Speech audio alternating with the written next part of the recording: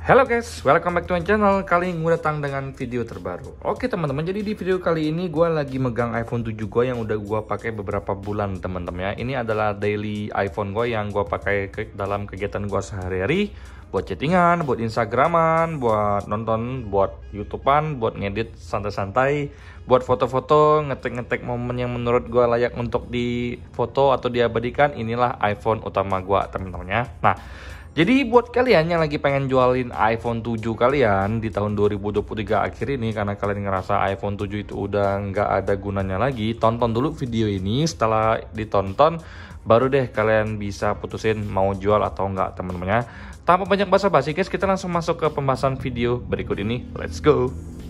Oke, hal pertama yang harus kalian perhatikan sebelum kalian jual iPhone 7 kalian adalah Touch ID teman-teman. Menurut gue secara pribadi Touch ID ini adalah sebuah fitur yang sangat-sangat masih relevan untuk zaman now teman-teman. Jadi kalau misalkan di Android kan ini fingerprint, tapi kalau di iPhone ini adalah Touch ID.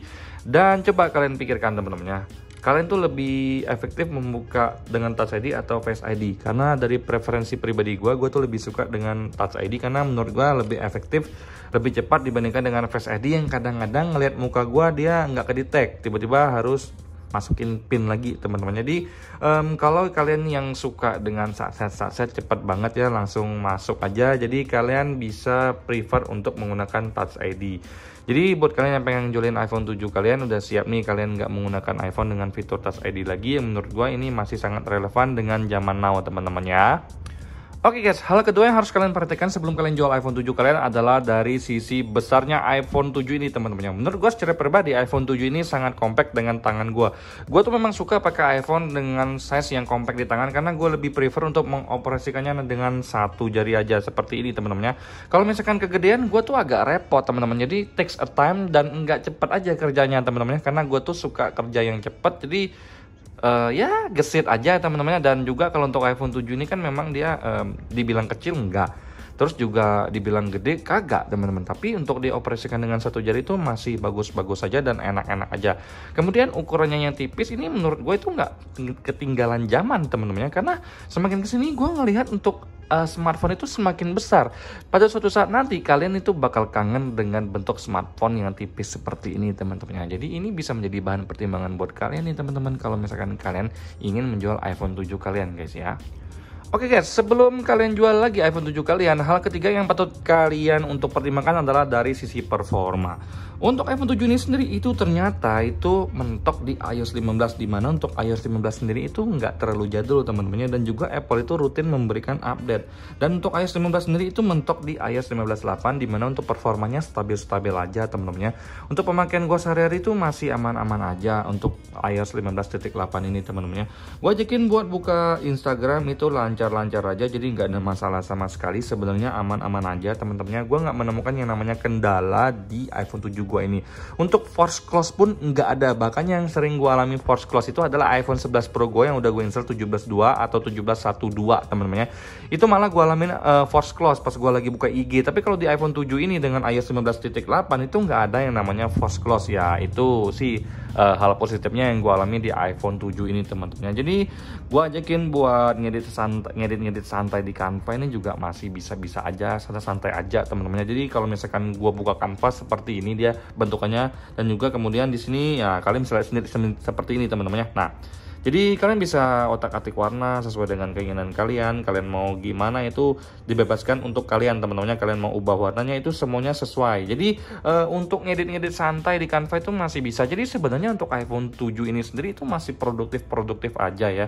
Buka YouTube juga masih oke aja. Buka Facebook masih bisa, X masih bisa, buka Threads masih oke. Jadi nggak ada masalah sama sekali.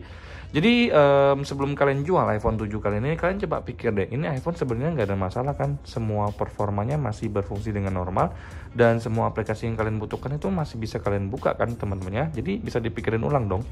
Oke, hal selanjutnya yang harus kalian pertimbangkan sebelum kalian jual iPhone 7 kalian adalah dari sisi kamera. Gua tahu teman-teman kameranya cuma satu doang. Kalian pasti bilang, aduh kameranya udah kecil, satu doang, gak ada guna lagi. Jangan salah teman-teman ya. Gue udah sering banget ngetik beberapa footage video maupun maupun video maupun foto, dimana ini hasil video dan juga hasil tag fotonya itu tidak menggambarkan kalau iPhone 7 ini kameranya sejelek itu teman-teman ya.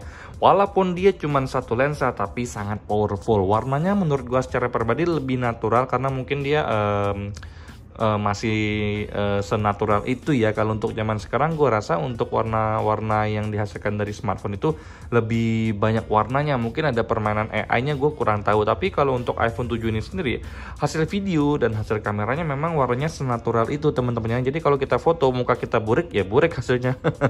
Tapi kalau muka kita cantik kita foto ya cantik, muka kita ganteng kita foto juga ganteng teman-teman. Jadi buat kalian yang pengen jual, coba kalian pertimbangkan lagi. Lensanya cuma satu tapi hasilnya juga nggak kalah bagus loh dengan smartphone zaman sekarang teman-teman ya. Oke guys, jadi sebelum kalian lagi-lagi mau jual iPhone 7, kalian perhatikan juga hal ini teman-temannya dari sisi fiturnya. Kalau kalian pengen jual iPhone 7, kalian pengen upgrade ke iPhone yang lebih tinggi, apa sih yang kalian cari teman-temannya? Jadi akan gue jelaskan lagi. Di sini kalau untuk iPhone 7 sudah support yang namanya AirDrop teman-temannya. Nah, ini AirDropnya masih berfungsi dengan normal. Kalau kalian pengen FaceTime juga masih berfungsi dengan normal teman-temannya, nggak ada masalah sama sekali. Terus kalau untuk fungsi-fungsinya juga aman-aman aja. Di sini juga kalau misalkan kalau untuk auto brightness-nya juga jalan. Kemudian kalau kalian pengen senternya juga bisa diatur sama dengan iPhone keluaran terbaru kayak gini juga pengaturannya teman-temannya, nggak ada bedanya sama sekali teman-teman. Untuk kamera juga masih oke-oke aja, nggak ada masalah sama sekali.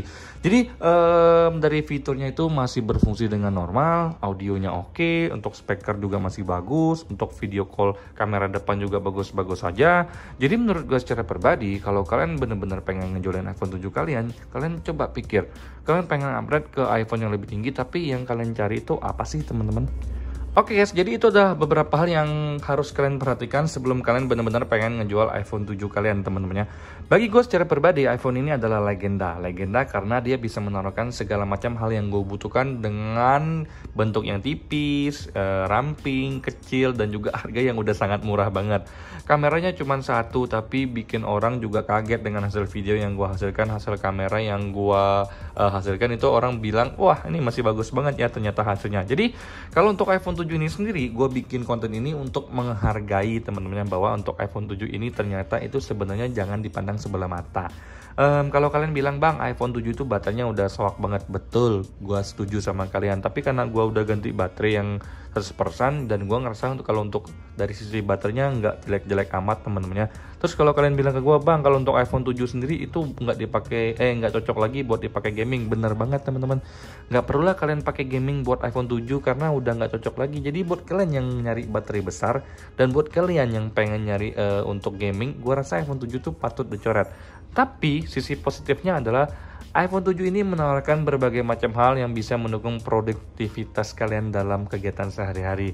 Untuk kalian kuliah, untuk ibu-ibu jualan, untuk bapak-bapak yang lagi berdagang, untuk kalian yang suka ngedesain, untuk kalian yang suka nonton, untuk kalian yang suka foto-foto, untuk kalian yang suka searching sesuatu, untuk kalian yang suka streaming film, bikin konten standar, bikin konten spontan, terus berbagai macam hal yang menurut gua secara pribadi untuk iPhone 7 ini sendiri itu memang masih sangat-sangat membantu dalam kehidupan sehari-hari. Nah, jadi ini adalah tribut bagi gua secara pribadi untuk iPhone 7. Sebelum kalian menjual iPhone 7 ini, kalian tonton video gua ini. Kalau kalian udah yakin, silakan dijual.